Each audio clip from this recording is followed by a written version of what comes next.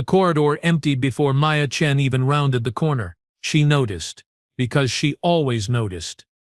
20 years hunting the worst things the galaxy could produce had taught her to read a room, a station, a planet. Right now, every instinct screamed that something was off about Threshold Station, and the way aliens scattered from her path only confirmed it. A Crovar merchant, all 6 limbs and serrated mandibles, pressed himself against the bulkhead as she passed. His species hunted in packs on their homeworld, apex predators that could shred armored prey in seconds. Yet here he was, practically climbing the wall to avoid her. Maya kept walking, her boots striking the deck plating with measured rhythm. She wore civilian clothes, dark and nondescript, nothing to suggest she was anything other than another human drifter. No uniform, no insignia, no weapons visible on her belt. That was the point. The station hummed around her, a massive spinning wheel of commerce and corruption 3 days from any major transit lane. Threshold Station existed in the gaps, where laws bent and broke, where deals happened in shadows and bodies disappeared without questions. Exactly the kind of place where someone would hide after destroying an entire colony. Her contact had been clear. Bakan Thiran was here. The Salathian warlord who had ordered the bombardment of New Edinburgh, who had watched from orbit as 30,000 humans burned, was somewhere on this station. And Maya intended to find him. "Excuse me," the voice came from behind, soft and melodic. Maya turned slowly, hand drifting toward the hidden plasma caster under her jacket. A Quildan stood there, her luminescent feathers rippling with nervous energy. Prey species, herbivores. About as dangerous as a rabbit with bioluminescence. This one clutched a datapad to her chest like a shield. "Yes, you are the human. Not a question. The one they speak of." Maya raised an eyebrow. "They speak of lots of humans." "No." The Quildan's head crest flared, a sign of certainty among her kind. "You are the silent death, the ghost of retribution. The one who ended the Kraviv Syndicate." The titles sounded absurd out loud. The kind of dramatic nonsense criminals invented when they were scared. Maya had heard them before, whispered in a dozen languages across half the explored galaxy. She had never bothered to correct anyone. Fear was a tool, and she wielded it expertly. "If you know who I am," Maya said quietly, "then you know I am not here for you. Walk away." The Quildan did not move. Her feathers shifted from blue to deep purple, determination overriding terror. "I know why you are here. I know you seek Vex Tharon." Now she had Maya's full attention. "And you know where he is because I helped him hide." The words tumbled out quickly, desperate. "I did not know what he had done. I thought he was just another warlord, another criminal needing sanctuary. When I learned about New Edinburgh, about the children." She made a sound like breaking glass. "I have a daughter. She is 7 cycles old. I cannot. I will not." Maya studied her for a long moment. Reading lies was second nature after 2 decades. This Quildan was terrified. Yes, but of her own guilt more than anything else. "Where?" "Sub-level 9, Sector 12. But you cannot reach him. He has 30 Salathian warriors, elite soldiers. They scan every approach. They kill anyone suspicious. I am not anyone. You are one human. He has an army." Maya smiled, and the Quildan took an involuntary step backward. "I have been one human against worse odds. Tell me about the sub-level layout, security, escape routes." The information came quickly. The Quildan had worked in station operations before fear and conscience caught up with her. She knew every duct, every maintenance tunnel, every place where sensors failed because budget cuts mattered more than safety. When she finished, Maya pulled a credit chip from her pocket and pressed it into the alien's trembling hand. "Get your daughter, leave this station, never come back." "Why are you helping me?" "Because you did the right thing when it mattered." Maya turned to leave, then paused. "And because I understand what it means to fail the people you love." She walked away before the Quildan could respond, already planning her approach. Sub-level 9 was deep in the station's industrial sector where life support was minimal and oversight was non-existent. Perfect place to hide an army. Perfect place for a massacre. The lift descended in silence, carrying her past the commercial levels, past residential, past everything civilized about Threshold Station. When the doors opened on sub-level 9, the temperature had dropped 15 degrees, and the air smelled of rust and ozone. Maya moved through the shadows like smoke, her augmented muscles carrying her weight without sound. She had spent a fortune on the enhancements after New Edinburgh, selling everything she owned to become something more than human. Faster reflexes, denser bone, cardiovascular system that could sustain combat for hours without fatigue. The aliens called it cheating. She called it evolution. Sector 12 appeared abandoned, but thermal imaging showed 32 signatures clustered in what looked like a converted cargo bay. She identified guard posts, patrol patterns, choke points. The Solithians were professional. She would give them that. Not professional enough. Maya triggered the plasma caster, feeling it warm against her palm as it emerged from its concealed housing. Military grade, Terran design, illegal in 17 systems. She had 5 more weapons hidden on her body, each one perfectly suited for specific scenarios. The first guard died without knowing she existed. One moment, he was scanning the corridor. The next, a plasma bolt erased everything above his torso. The shot was silent. The result was not. Alarms shrieked through the sublevel. Maya ran forward as chaos erupted, her enhanced physiology eating up the distance. She vaulted over a crate, fired twice midair, and 2 more Silithians crumpled before they could raise weapons. Landing in a roll, she came up firing, each shot placed with surgical precision. Headshots, heart shots, targeting the gaps in armor where biology made them vulnerable. The Silithians were trained warriors from a species evolved for conquest. They were bigger than humans, stronger, covered in natural armor plating. Their homeworld had produced some of the galaxy's most feared soldiers. Against Maya Chen, they might as well have been children. She moved through them like wind through grass, never staying in one place long enough for return fire to find her. The blade appeared in her offhand, monomolecular edge cutting through armor like paper. She ducked under a plasma bolt, drove the knife up through a warrior's jaw into his brain, then used the falling body as a shield. Thunder filled the cargo bay. Weapons fire. Screaming. The wet sounds of bodies hitting deck plating. Maya counted them as they fell. 8, 12, 16. Her tactical display tracked the remaining signatures, predicting movement patterns, identifying threats. 21 down when she saw him. Vetter Staran stood at the far end of the bay, his purple carapace gleaming under emergency lighting. He was massive even for a Solithian, a wall of muscle and armor and barely contained violence. His primary arms held a pulse cannon designed to destroy vehicles. "You," he rumbled in broken standard, "you are the ghost. And you are the coward who burns civilians." Maya approached slowly, her weapons steady. New Edinburgh. 30,000 dead. 12,000 were children. "War," he snarled. "Necessary sacrifice." "There was no war. You wanted the mining rights. They said no, so you killed everyone." Around them, the surviving Salithians formed a half-circle, weapons trained on Maya but awaiting their commander's order. She counted 9 remaining. Good odd. Devron's mandibles clicked, his species equivalent of a laugh. "What will you do, little human? Kill me? Take revenge? It will not bring them back." "No," Maya agreed. "But it will stop you from doing it again." Bold words for prey. He raised the pulse cannon. "You think you are predator?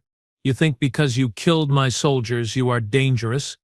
I have fought wars across 100 worlds. I have led armies. I have broken species." Maya tilted her head slightly, and something in her expression made the nearest Silithian warrior take an involuntary step backward. "You talk too much." What happened next took 3 seconds. Maya's plasma caster fired 3 times in rapid succession, each bolt targeting structural supports above Theron's position. The ceiling collapsed in a cascade of metal and debris. Simultaneously, she triggered an electromagnetic pulse grenade, frying every weapon system within 50 meters, including her own. She dropped the now useless caster and drew a knife in each hand as she charged into the dust cloud. The Silithians converged, suddenly fighting in close quarters where their size was a disadvantage. Maya's blades found throats, eyes, the soft spots between armor plates. She fought with cold precision, no wasted movement, no emotion on her face. Each kill was calculated. Each death was necessary. 2 warriors remained when she heard Theron roar from beneath the rubble. The warlord burst upward, bleeding but alive, and backhanded her across the bay with one of his massive arms. Maya hit the wall hard enough to crack ribs. Her enhanced healing kicked in immediately, flooding her system with combat stimulants, but the impact had still rattled her. She tasted blood. Theron advanced, pulse cannon lost but fists like sledgehammers raised. You are good human. Better than I expected, but you are still just meat. Maya stood slowly, wiping blood from her mouth. Let me tell you something about meat, Theron, something you clearly never learned. She smiled, cold and empty. The most dangerous predator on Earth was not the biggest or the strongest. It was the one that refused to stop hunting. She moved. What followed was not a fight. It was an execution. Maya had studied Salathian physiology for 6 months before coming here, learned every weak point, every vulnerable spot in their seemingly impenetrable armor. She knew where to cut to sever major arteries. She knew where to strike to collapse respiratory systems. Theron fought with the fury of a cornered beast.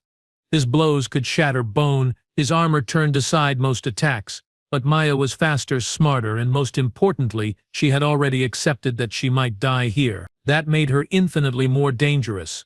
The final blow came when Theron overextended.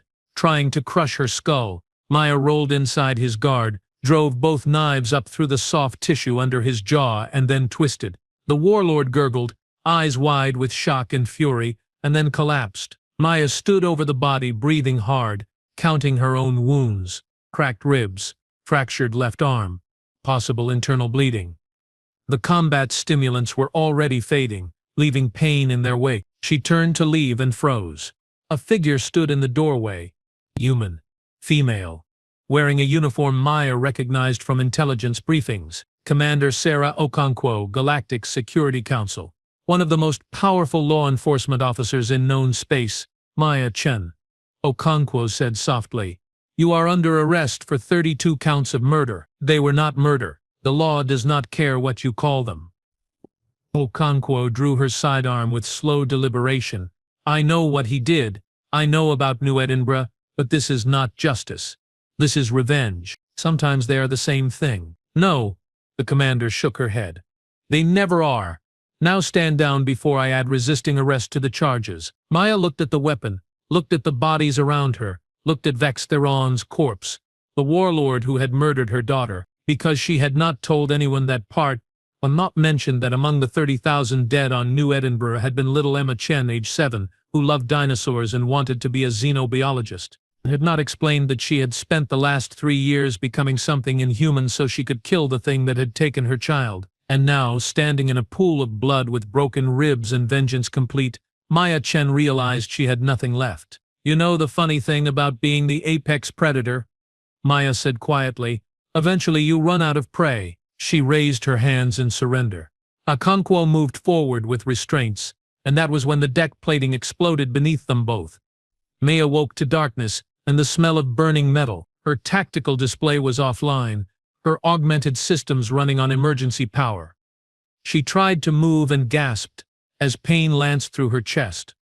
The cracked ribs had become broken ribs, possibly puncturing a lung. Emergency lighting flickered on, revealing a nightmare. The cargo bay had been torn open. Exposed conduits sparked and spat, filling the air with acrid smoke. Bodies lay scattered across twisted metal. Maya counted 6 Salathians who had somehow survived her initial assault, now very dead from whatever had exploded through the floor. Commander Okonkwo groaned nearby, pinned beneath a fallen support beam. And standing in the center of the destruction was something that should not exist. The creature stood 9 feet tall on reverse-jointed legs, covered in chitinous armor that seemed to absorb light. 4 arms ended in claws designed for rending flesh. Its head was elongated, eyeless, with a mouth that split vertically to reveal rows of crystalline teeth. A Zaltar. A species that had been extinct for 3,000 years. Impossible. Okonkwo whispered. The Zalta turned its head toward the sound, and Maya finally understood why every predator on the station had been avoiding her. They had not been afraid of her. They had been fleeing from this. The creature moved with liquid grace, stalking toward Okonkwo with clear intent. The commander tried to reach her weapon, but her arm was trapped. She was helpless. Maya forced herself upright. Every movement, agony. Her weapons were scattered, out of reach. Her augmented body was barely functional. By any logical assessment, she should stay down. Let the creature kill Okonkwo, then pray it left her alone. Instead, she picked up a piece of jagged metal and charged. The Zeltar spun impossibly fast, one claw catching Maya across the torso and sending her flying. She hit the wall, felt something inside her tear, tasted blood. Her vision swam. The creature made a sound like grinding glass and advanced on her instead, recognizing the greater threat. Good. That gave Okonkwo time to escape. Chin. Don't, the commander shouted. You cannot fight that thing. Watch me. Maya spat blood and stood again, weaving slightly.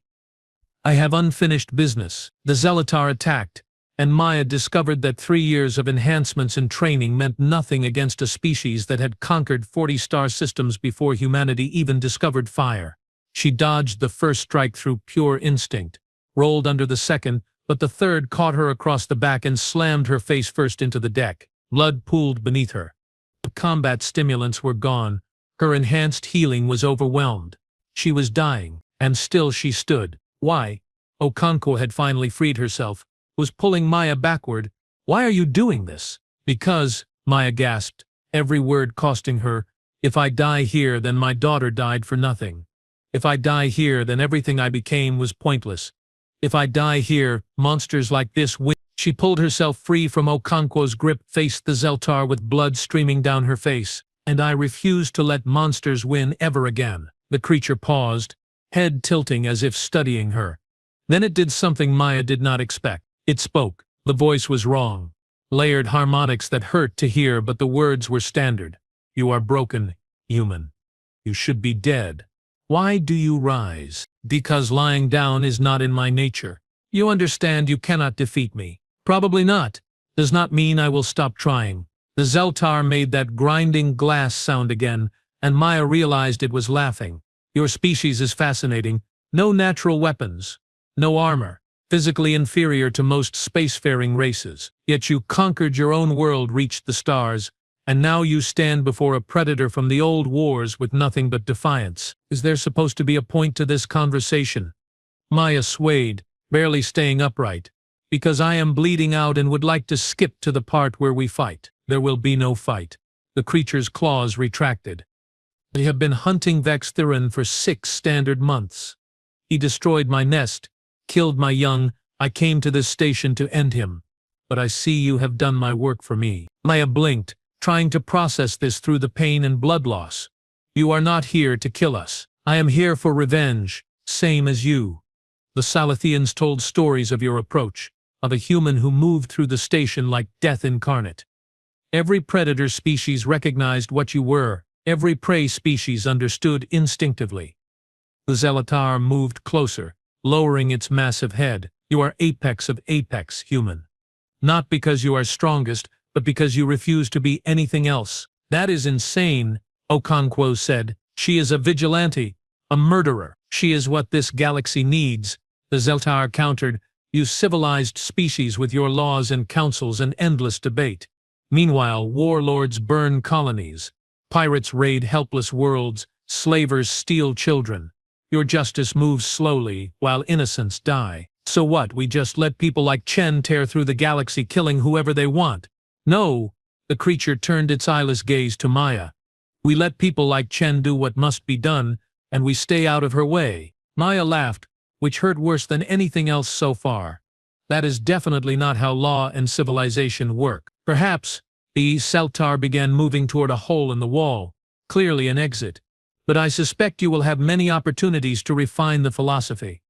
This station has been a haven for criminals for too long. Your presence here has already changed things. Those who profit from suffering are fleeing. Those who prey on the weak are leaving. Wait, Maya called after it. What are you? My name is Keeper Vex. I was the last of my kind until 6 months ago when I discovered eggs hidden in stasis. Now I am simply a father trying to protect his children. The creature paused at the threshold. Same as you were. Same as you will always be, in your way. Then it was gone, disappearing into the station's depths. Maya collapsed, her strength finally exhausted. Okonkwo caught her, easing her down with surprising gentleness. You should have let me arrest you, the commander said quietly. Would have been simpler. Nothing about me is simple anymore. No kidding. Okonkwo pulled out a medical kit, started working on Maya's wounds. You know I still have to report this. All of it. The council will want answers. Let them want. Maya closed her eyes, suddenly exhausted beyond measure. I did what I came here to do. Dadarin is dead. That is all that matters. Is it? Okonkwo's hands paused. What about after? What happens when the revenge is done and you are still alive? The question hung in the air like smoke. Maya had spent 3 years focused on a single goal. Hunt Vex Theron. Kill Vex Theron. Make him pay for what he did to Emma, to New Edinburgh, to thousands of innocent lives. She had rebuilt herself into a weapon, sacrificed everything human about her existence for this one purpose, and now it was over. I do not know, she admitted. I never thought past today. Then maybe it is time to start thinking. Okonkwo finished the bandaging, sat back on her heels. The galaxy needs people like you, Chen, not vigilantes, not revenge-driven killers, but people who understand that sometimes the monsters need to be put down before the law catches up. You are suggesting I work for the Council. I am suggesting you work with us. Not as an agent, not with oversight or restrictions, but as someone we can call when the situation requires your specific skill set. Okonkwo met her eyes. Off the books. Deniable. Hunting the things that slip through the cracks. That is illegal. So is killing 32 people on a civilian station. Maya actually smiled at that. Fair point. They sat in silence for a moment, surrounded by bodies and wreckage. Then Maya's communicator chirped. She checked it with her working hand, frowned at the message. What? The Quildan? The one who told me where Tharon was hiding. Maya showed Okonkwo the screen. She sent this 10 minutes ago. Says she is leaving the station like I told her, but wanted to thank me. Says her daughter wants to be just like me when she grows up. Okonkwo raised an eyebrow. A 7-year-old alien wants to be a revenge-driven killer when she grows up. That is concerning. She wants to be someone who protects people, who stands up to monsters. Maya looked at the message again, something twisting in her chest. That is not the same thing, isn't it? You protected New Edinburgh by hunting Theron. You protected that Quildan and her daughter by giving them a chance to escape. Hell, you just protected me from a supposedly extinct alien death machine. The commander stood, offered Maya a hand up. Maybe that is what you are supposed to be. Not a killer, a protector. Maya let herself be pulled upright, leaning heavily on Okonkwo for support. Every step toward the exit was agony, but she kept moving. Behind them, Vex Theron's body lay cold and still. The warlord's reign of terror permanently ended. Ahead, the station was chaos. Alarms blared. Security forces rushed through corridors. Civilians fled toward docking bays, desperate to escape whatever nightmare had invaded their criminal sanctuary. They did not know the nightmare was leaving. As Maya and Okonkwo reached the lift, a Crovar merchant stumbled past them, all 6 limbs scrambling for purchase. He glanced at Maya, his compound eyes widening in recognition and terror, and threw himself against the far wall. You know, Okonkwo said, conversationally, that reaction is going to get old fast. Probably. Maya watched the merchant flee. But it has certain advantages. They rode the lift in silence until they reached the commercial levels. Here the panic was less intense, but the atmosphere had definitely shifted. Predator species moved with caution. Prey species watched the shadows with newfound vigilance. The entire ecosystem of Threshold Station had been disrupted, all because one human refused to stop hunting. As they walked through the promenade, Maya noticed something. A group of humans, maybe 20 or 30, had gathered near one of the viewing ports. They were talking in low voices, showing each other something on their datapads. One of them looked up as Maya passed, made eye contact, then slowly, deliberately, nodded. Others followed suit, a gesture of respect, of understanding, of solidarity. They know who you are, Okonkwo said quietly. Word travels fast on a station like this. By tomorrow, every human in the sector will have heard the story. The woman who walked into a Celathian stronghold alone and walked out again. Great, just what I need. Fame, not fame. Hope. The commander guided them toward the docking ring.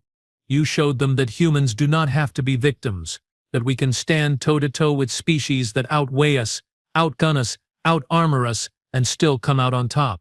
That is powerful. Maya thought about Emma, about the last time she had held her daughter before the deployment that took her to the far side of the sector, about the message she had received 3 days later, the official notification that New Edinburgh had been destroyed, that there were no survivors. About the moment she decided to stop being human and become something else. "I just wanted him dead," she said quietly. "I did not want to inspire anyone. Life rarely cares what we want." Okonkwo stopped at a docking port, keyed in a security code. "My ship is here. Medical bay is fully stocked. Let me get you patched up properly. Then we can talk about the future." "What if I do not want to talk about the future?" "Then you can sit in silence while I do all the talking. I am very good at that." The door opened, revealing a sleek courier vessel. "Come on, Chen. Time to stop being a ghost and start being a person again." Maya hesitated at the threshold. Beyond this point, her old life was truly over. No more hunting alone. No more single-minded revenge. No more pretending she was just a weapon. But maybe that was okay. Maybe it was time to become something more than the sum of her pain. She stepped through the door. 3 hours later, medical treatment complete and painkillers making everything hazy, Maya stood in the observation deck watching Threshold Station shrink in the viewport. Okonkwo had filed her report, carefully omitting certain details. The official story was that Vex Theron had died in an internal power struggle, killed by his own soldiers. Maya Chen was never there. "So," Okonkwo said, joining her at the viewport, "have you thought about my offer? To be your off-the-books killer? To be someone who helps when the law is too slow? Big difference." The commander handed her a datapad. "These are cases from the last 6 months. Warlords, slavers, pirates, all of them technically outside our jurisdiction or protected by legal technicalities. All of them hurting people." Maya scrolled through the files, saw names, faces, locations, saw the body counts, the destroyed lives, the suffering, saw Emma's face in every victim. "This would never end," she said. "There are thousands of monsters out there. Tens of thousands, probably, but every one you stop is hundreds of lives saved. Thousands of children who get to grow up." Okonkwo leaned against the viewport. "Your daughter wanted to be a xenobiologist. She wanted to study life, understand it, protect it. Maybe this is how you honor that, by making sure other children get the chance to follow their dreams." Maya closed her eyes, felt tears threatening for the first time in 3 years. She had spent so long being hard, being cold, being the weapon, that she had forgotten how to be the mother. But Emma would not want her to stop living, would not want her to waste the second chance at life that revenge had somehow given her. Her daughter would want her to protect people, to stand between the monsters and the innocent, to be the thing that predators feared and prey animals understood instinctively, to be apex of apex, not through violence alone but through purpose. "Okay," Maya said quietly, "I will do it, on one condition." "Name it." "No unnecessary killing. I only go after people who absolutely cannot be stopped any other way, and I try the other ways first." She opened her eyes, met Okonkwo's gaze. "I will not become the thing I hunt. My daughter deserves better than that." Okonkwo smiled, genuine warmth in the expression. "Deal. Welcome to the team, Chain. Or should I say, welcome to the shadows. Just Maya is fine." "All right then. Just Maya." The commander held out her hand. "Let us go save some lives." Maya took the offered hand, shook it firmly, and felt something settle in her chest. Purpose. Direction. A reason to keep being human instead of just a weapon. Behind them, Threshold Station disappeared into the void, its criminal empire already crumbling without the fear that had held it together. Across the station, predators were rethinking their life choices. Prey animals were standing a little taller, and somewhere in the depths, a supposedly extinct Zeltar was rebuilding his nest, protecting his children, teaching them that some humans were worthy of respect. The galaxy had changed, just slightly, because one woman refused to stop hunting, and Maya Chen, formerly the Silent Death, formerly the Ghost of Retribution, formerly so many dramatic titles she had lost count, decided that maybe being apex of apex was not about how many you killed. Maybe it was about how many you saved. She turned away from the viewport, toward the future, and allowed herself the smallest of smiles. Emma would have been proud.